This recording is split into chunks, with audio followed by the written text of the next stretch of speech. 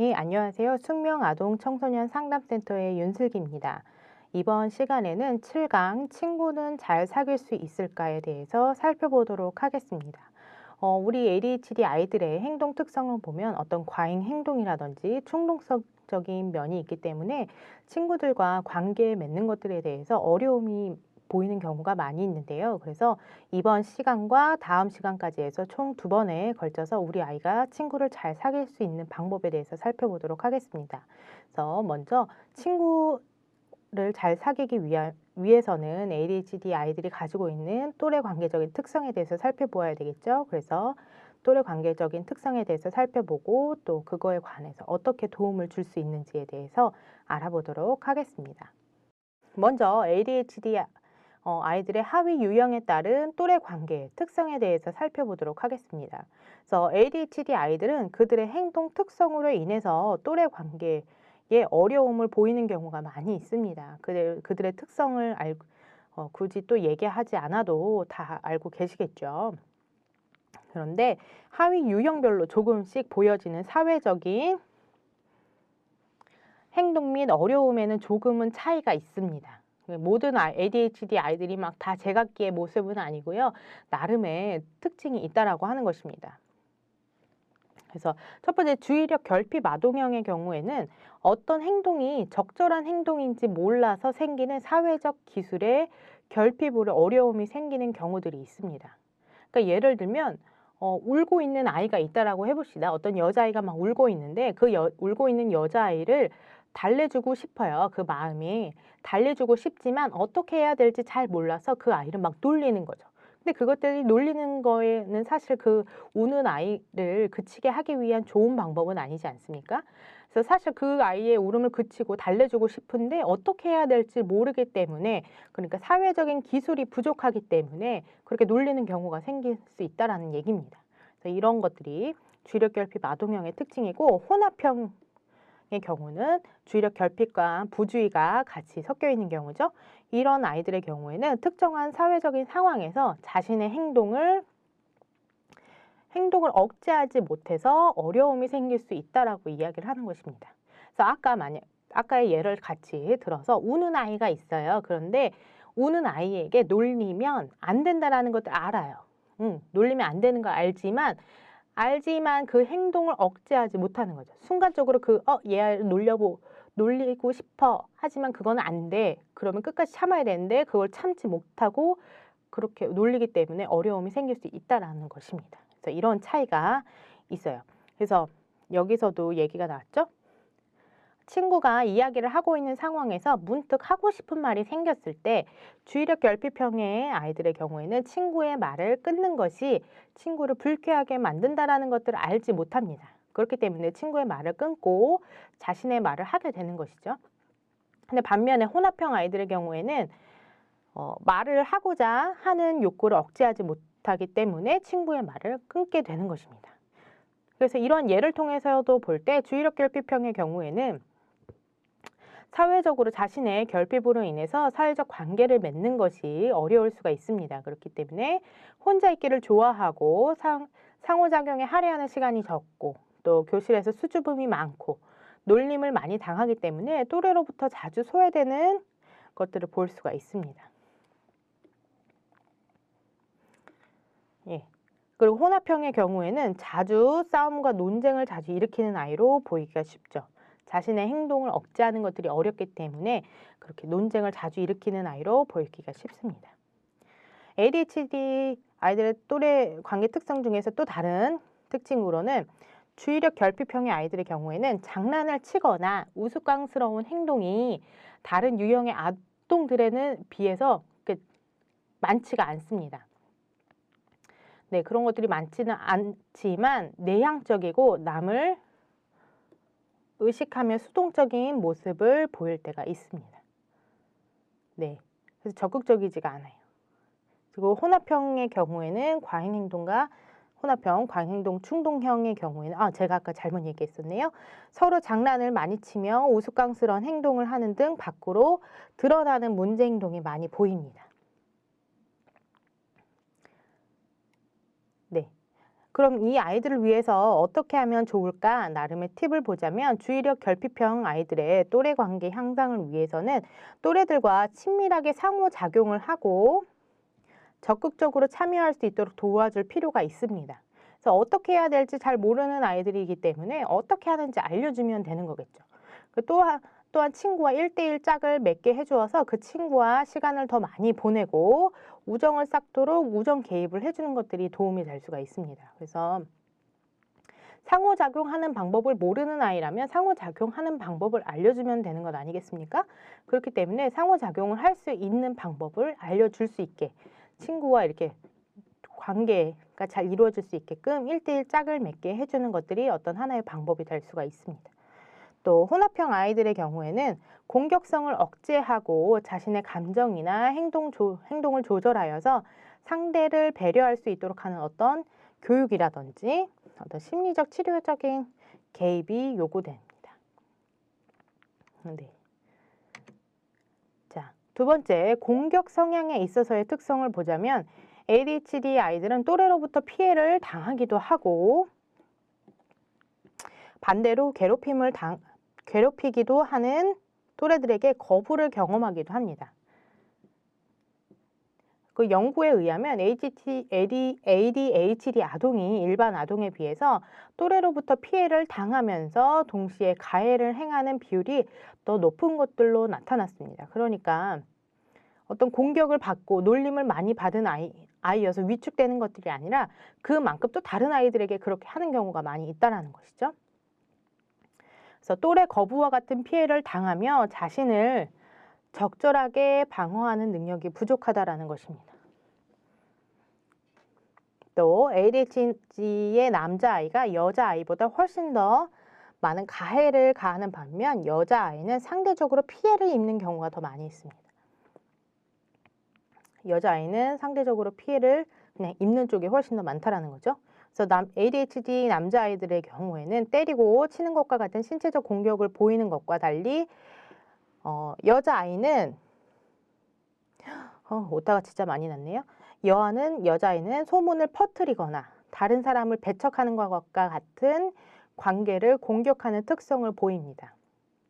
그래서 이상한 얘기를 한다거나 아니면 어떤 친구를 왕따처럼 이렇게 시킨다거나 이런 식으로 사람들 간의 관계적으로 그런 공격을 하는 특성을 보일 수 있다는 것입니다.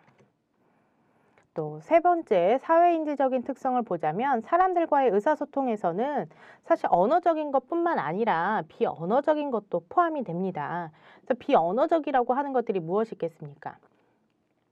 비언어적이라고 하는 것들은 상대방의 목소리 톤이라든지 몸짓이라든지 어떤 자세 이런 것들에 포함되어 있는 정보들을 이야기를 하는 것이죠. 그래서 이러한 사회인지는 타인의 사고와 감정을 예측을 하고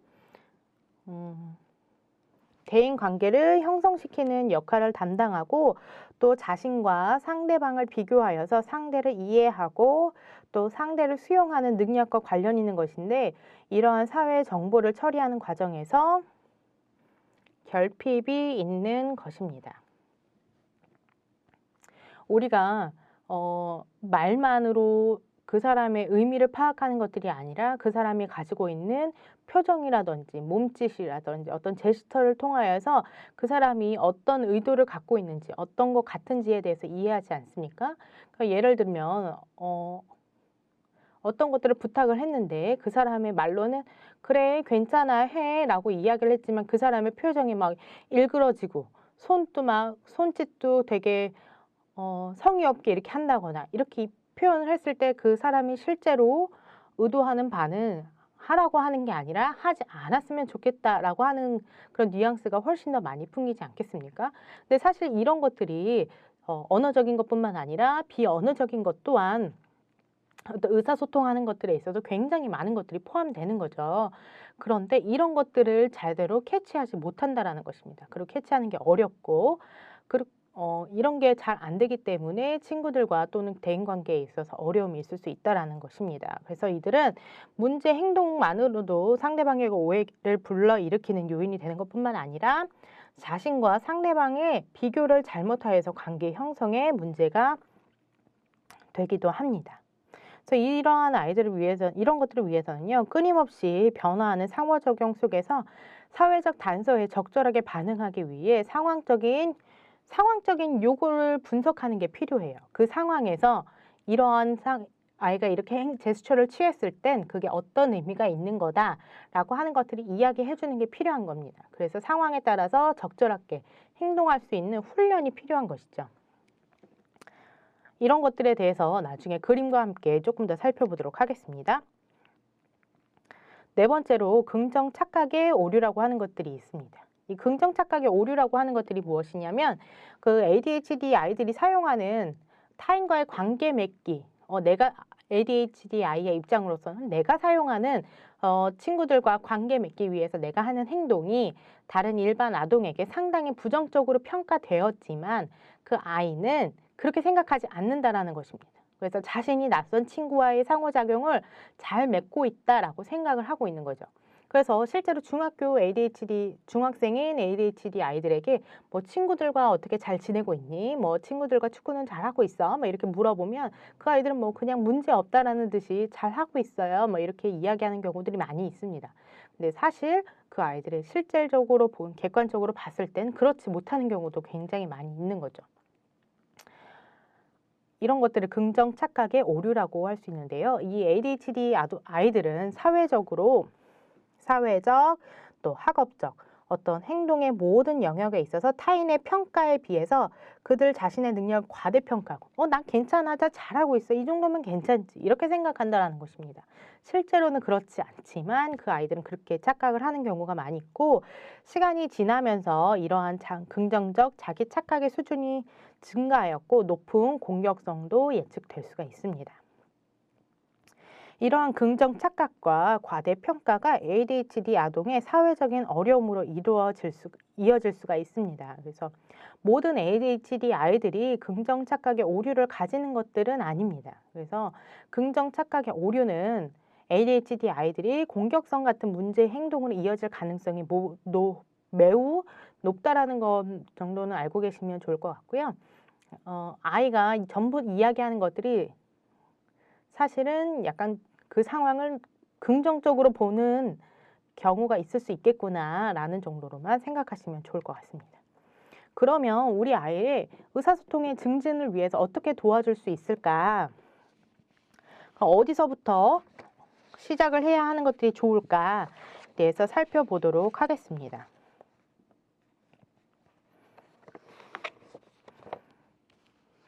자, 아이마다 가지고 있는 사회적인 기술이 다르고 배우고 싶은 기술도 다르기 때문에 사회성 기술을 지도하려면 어떤 것이 부족한 것인지 아는 것들이 필요합니다. 그래서 우리 아이가 몰라서 행동을 못하는 것인지, 아니면 알고 있지만 그 행동이 억제가 안 되는 것인지, 이런 것들을 분별하는 것이 필요하겠죠. 그렇기 때문에 분별해야 어떻게 접근하는 방법이 달라지니까 그런 것들이 필요한데, 이런 것들은 제가 강의가 끝나고 부록처럼 보여드리도록 하겠습니다. 그래서 그것들을 참조하시면서 우리 아이가 어디서부터 시작을 해야 되는지 좀 보시면 좋을 것 같고요. 그리고 두 번째로 사회성 기술들을 지도하는 방법. 네, 그래서 첫 번째로는 눈맞춤을 유지하도록 하는 것입니다. 그래서 눈맞춤을 유지하고, 그리고 비구어로 다른 사람에게 인사하는 것들을 알려주는 거죠. 비구어로 다른 사람에게 인사한다라는 것들은 무엇이 있겠습니까? 말이 아니라 행동으로 뭐 이렇게 안녕, 이렇게 아는 아이가 지나온다, 아는 아이가 다가온다, 그러면 비구어로 이렇게 인사하는 걸 알려주는 거죠. 이렇게 손을 흔들거나 그러면서 구어로 안녕 이렇게 인사하는 걸 알려준다든지, 그러면서 이제 대화를 시작하는 방법들을 지도한다라는 것인데요. 자, 여기 사진을 보시면서 살펴보도록 할 텐데요. 자, 구어로 친구들에게 인사를 하는 것입니다.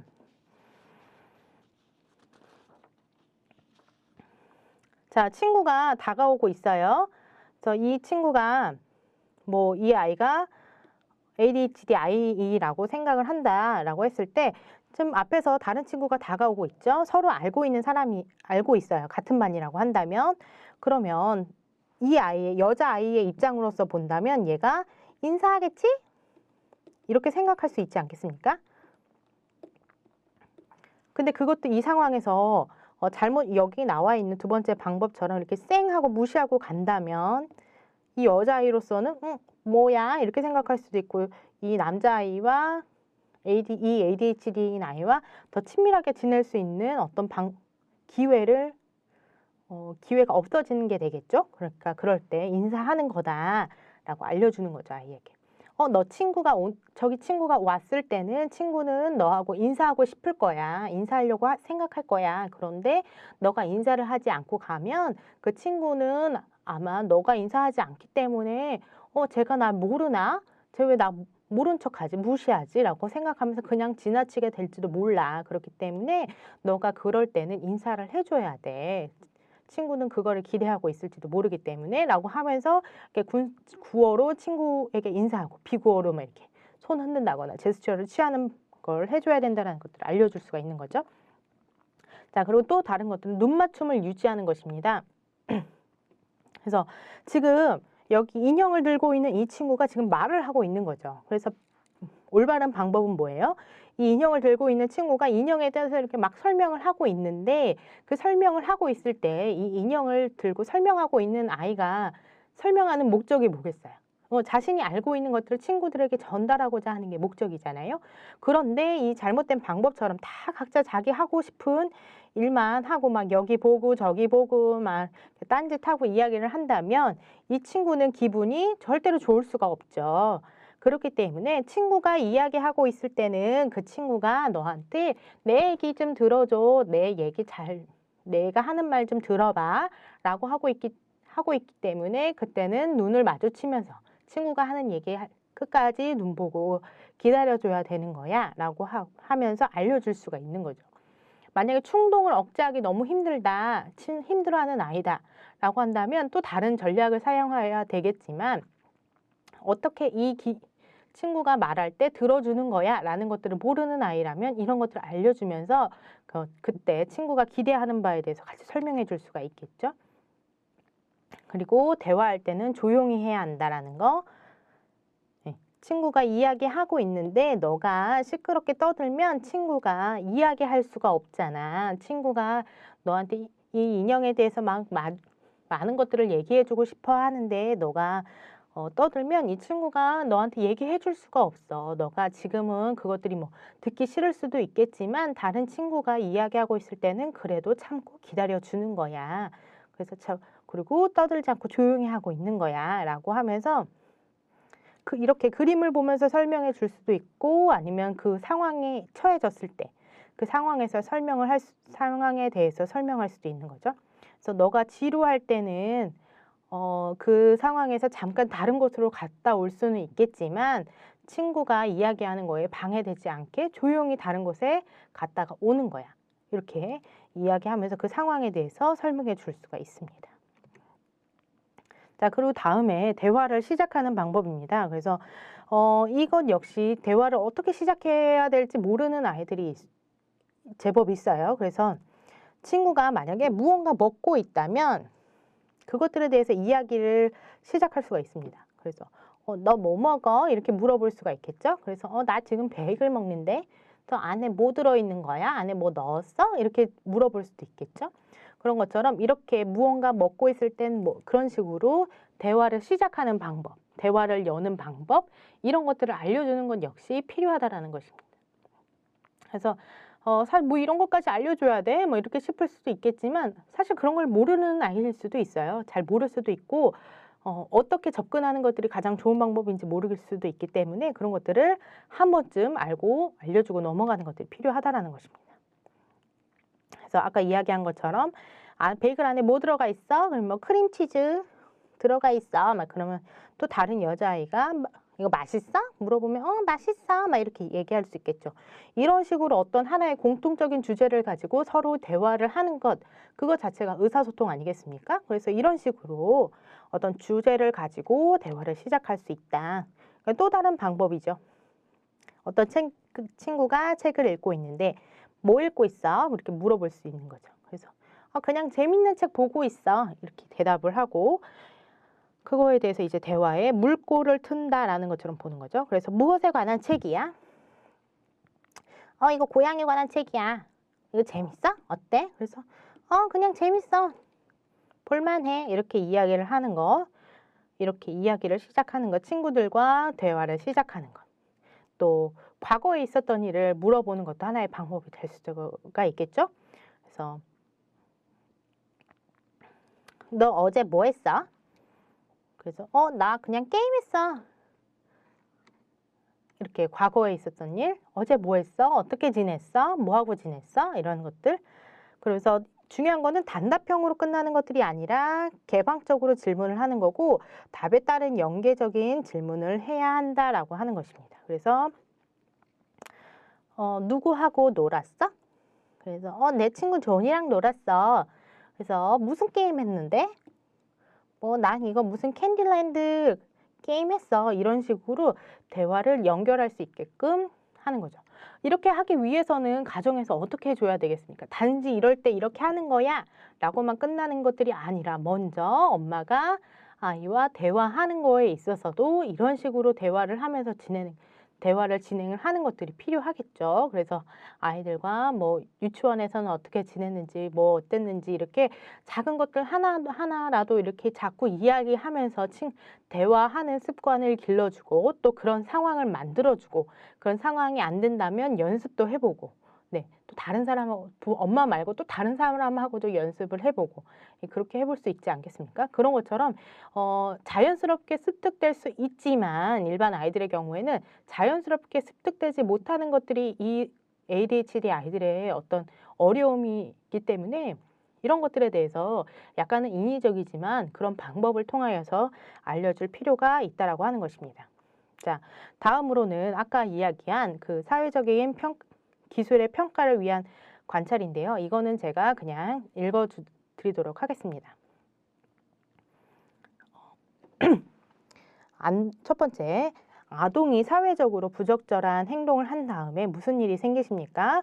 자, 언어적 자기 파괴, 두 번째, 언어적 타인 파괴, 세 번째, 비언어적 자기 파괴, 네 번째, 비언어적 타인 파괴, 다섯 번째, 기타. 두 번째, 부모, 교사는 부정적인 경험에 대해서 어떠한 방식의 훈육이나 체벌을 하십니까? 첫 번째, 언어적인 제한 설정. 두 번째, 비언어적 제한 설정. 세 번째, 언어적인 벌. 네 번째, 비언어적 벌. 다섯 번째, 기타. 세 번째, ADHD 아동의 행동 중에서 어떠한 행동에 주로 반응하십니까? 긍정적인 행동에 반응, 두 번째, 부정적 행동에 반응, 세 번째, 둘 다 반응, 네 번째, 규칙적 반응, 다섯 번째, 기타.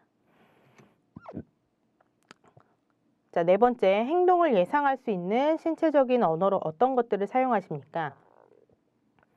어떤 것들을 사용합니까? 첫 번째, 흥미를 보이거나 의욕적인 눈빛. 두 번째, 타인에게 불쾌한 신체 접촉, 잡아 끄는 거라든지 미는 거. 세 번째, 감정이 고조되는 듯한 목소리. 네 번째, 컨디션 난조를 유발시키는 환경, 수면 부족이나 배고픔 등이 있겠고, 다섯 번째, 기타. 그래서 위에 있던 정보들을 통하여서 ADHD 아동의 행동에 대한 가설을 세워보시길 권합니다. 그래서 어떤 문제들 사이에 개연성이 있는지 보시고 그것들을 통하여 사건을 요약을 해보면서 아동의 환경에 어떠한 것들을 바꾸어야 되는지 어떤 것들이 부족한지 이런 것들을 결정하는 데 도움을 받으실 수 있을 것 같습니다. 그래서 이번 시간은 여기까지 하도록 하겠습니다. 감사합니다.